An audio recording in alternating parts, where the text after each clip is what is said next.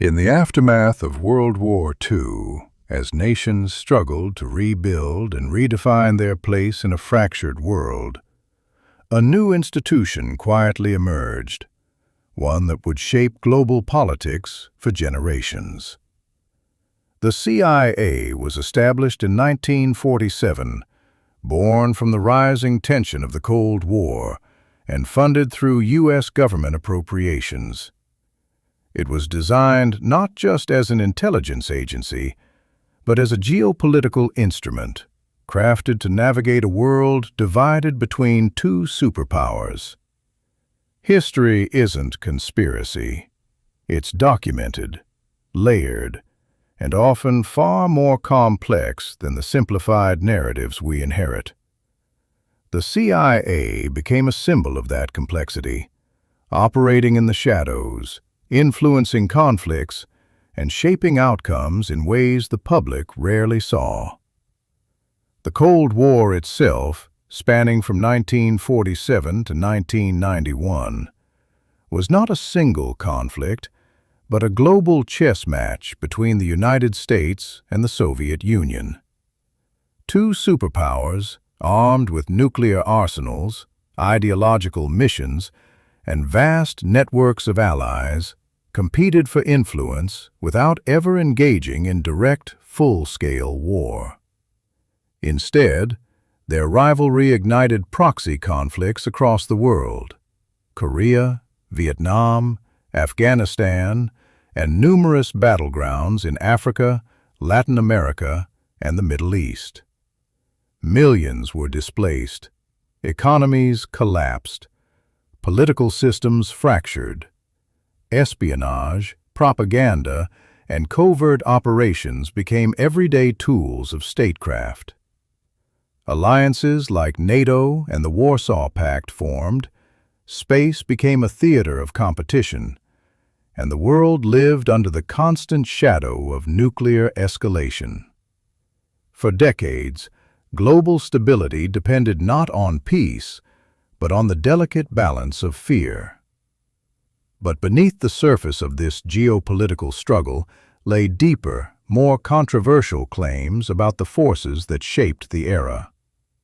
Some researchers argue that the Anglo-American establishment played a significant role in directing Hitler's rise, funding the Nazi regime, and influencing its economic structure throughout the 1920s and early 1930s.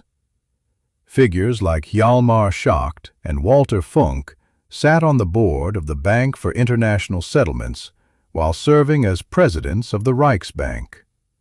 Financial networks involving the Warburgs and other powerful families intersected with the political machinery of the time.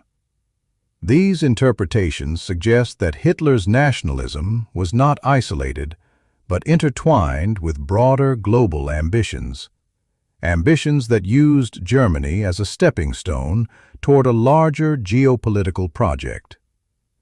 While mainstream historians dispute many of these claims, they highlight an important truth. History is shaped not only by nations, but by networks of influence that operate across borders, institutions, and ideologies. Understanding these dynamics requires careful study, critical thinking, and awareness of how narratives are constructed. The Rothschild name is one of the most debated examples of such influence. For generations, it has been linked to banking, politics, and the history of Israel. From involvement during the Balfour Declaration era to participation in global finance, the family's legacy continues to spark discussion. Some view it as a story of historical impact. Others see it as evidence of power behind the scenes.